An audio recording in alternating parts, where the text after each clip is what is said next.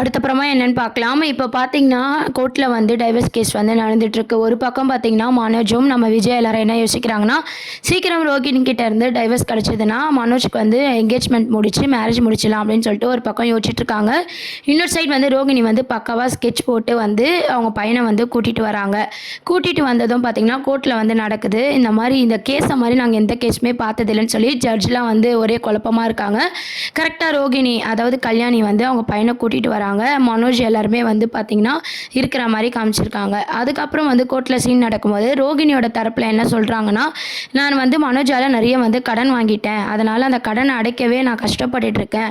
எனக்கும் என் பையனுக்கும் பார்த்தீங்கன்னா, ஸ்கூல் ஃபீஸ் கட்டணும் என் பையனுக்கு. எனக்கு நிறைய செலவு இருக்கு. இப்போ இந்த டைம்ல வந்து டைவர்ஸும் வந்து கோர்ட்டுக்கும் நான் செலவு பண்ணிட்டு இருக்கேன். இதெல்லாம் நீங்க தான் பார்த்து பொறுப்பேத்துக்கணும் அப்படின்ற மாரி ரோகிணி தரப்புல வந்து சொல்றாங்க. அதுக்கப்புறம் மனோஜ் வந்து பார்த்தீங்கன்னா, எனக்கும் அதுக்கும் சம்மந்தமே இல்ல. அந்த பையன் என் பையனே இல்ல அப்படின்ற மாரி மனோஜும் ஒரு பக்கம் பேசிட்டு இருக்காங்க.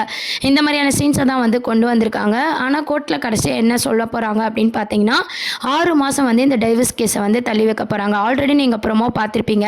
ரோகிணி மனோஜோட கேஸ் பார்த்தீங்கன்னா 6 மாசம் வந்து தள்ளி வைக்கிறாங்க. அந்த 6 மாசத்துக்கும் நம்ம ரோகிணிக்கு ஏற்படுற அந்த செலவு இருக்கு இல்லையா, மாசம் 25,000 அது வந்து கொடுக்கணும் அப்படின்னு சொல்லிட்டு கோர்ட்ல வந்து தீர்ப்பு வழங்குறாங்க. இதை கேட்டு ரோகிணி ரொம்பவே சந்தோஷப்படுறாங்க. நம்ம பையனெல்லாம் கூட்டிட்டு வந்து சிம்பத்தியை கிரியேட் பண்ணுறாங்க. இன்னொரு சைட் பார்த்தீங்கன்னா, மனோஜ் விஜயா இவங்க 2 பேருக்குமே வந்து இந்த கோர்ட்டில் வந்து இந்த ஜட்ஜ்மெண்ட் வந்து ரொம்பவே ஷாக்கிங்காக இருக்குது. இப்போ எப்படி நம்ம வந்து கல்யாணம் பண்ணுறது அப்படின்ற மாதிரி மனோஜ் வந்து யோசிக்கிறாங்க. விஜயா வந்து என்ன ஐடியா பண்ணுறாங்க அப்படின்னு பார்த்தீங்கன்னா, கோர்ட்டில் நடந்த விஷயம் உனக்கும் எனக்கு மட்டும்தான் தெரியும், வேறு யாருக்கும் தெரியாது. அதனால நம்ம டைவர்ஸ் கிடச்சிருச்சுன்னு போய் சொல்லி இந்த என்கேஜ்மெண்ட்டை முடிச்சிக்கலாம் அப்படின்ற மாதிரி விஜயா வந்து பிளான் போட்டு நம்ம மனோஜ் கிட்ட சொல்கிறாங்க. இப்போ அடுத்தப்புறமோ அப்படின்னு பார்த்தீங்கன்னா, விஜயா மனோஜ் 2 பேரும் சேர்ந்து கோர்ட்டில் டைவர்ஸ் கிடைச்ச மாதிரி சொல்ல போகிறாங்க. என்கேஜ்மெண்ட்டை முடிக்க போகிறாங்க. புதுசாக ஒரு பிரச்சனையில் பார்த்தீங்கன்னா விஜயா வந்து மாட்டிக்க போகிறாங்க. இந்த மாதிரியான ஒரு எபிசோட்ஸ் தான் கொண்டு வராங்க. ஏன்னா ரோகிணி பார்த்தீங்கன்னா எந்த பக்கத்தில் போனாலுமே அவங்க ஜெயிக்கிற மாதிரியான ஒரு சீன்ஸை தான் வந்து டைரக்டர் சார் வந்து மூவ் பண்ணியிருக்காரு. இப்போ வர டைவர்ஸ் கேஸ் 6 மாதம் தள்ளி போனதுனால மனோஜ் கல்யாணத்தை தள்ளி போட முடியாதுன்னு சொல்லி விஜயா இந்த மாதிரி முடிவு பண்ணுறாங்க.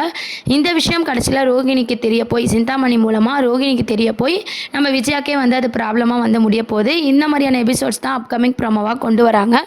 சேம் டைம்ஸ் பார்த்தீங்கன்னா, நம்ம மீனா இருக்காங்க இல்லையா, அவங்க வந்து இந்த பூக்கடை வியாபார சங்கம் தலைவராக ஆனதுனால நம்ம சிந்தாமணி வந்து நம்ம தொடர்ந்து மீனாக்கு வந்து தொல்லை கொடுத்து அவளை அந்த பதவியிலேருந்து எப்படின்னா காலி பண்ணணும் அப்படின்னு சொல்லி நம்ம மீனாக்கு எதிராக வந்து புதிய புதிய அதாவது வந்து ஆளுங்களை செட் பண்ணி பார்த்திங்கன்னா அவங்கள காலி பண்ணணும் அப்படின்னு சொல்லி யோசிக்கிறாங்க. சிந்தாமணி பொண்ணு வந்து நம்ம மீனாக்கு சப்போர்ட் பண்ணுறதுனால சிந்தாமணி என்ன யோசிக்கிறாங்கன்னா, இதுலேயும் ஏதோ ஒரு சம்மந்தம் இருக்குது, இது என்னன்னு முதல்ல கண்டுபிடிக்கணும் அப்படின்ற மாதிரி மூவ் பண்ணிட்டு இருக்காங்க. இப்போ தொடர்ந்து பார்த்தீங்கன்னா, ஸ்ருதி ரவி இவங்கெல்லாம் வந்து ஒரு டூருக்கு போய் சந்தோஷமாக இருக்கிற மாதிரி காமிச்சிருக்காங்க. மீனாவை காலி பண்ணணும்னு சொல்லி சிந்தாமணி ஒரு பிளான் போட்டுட்ருக்காங்க.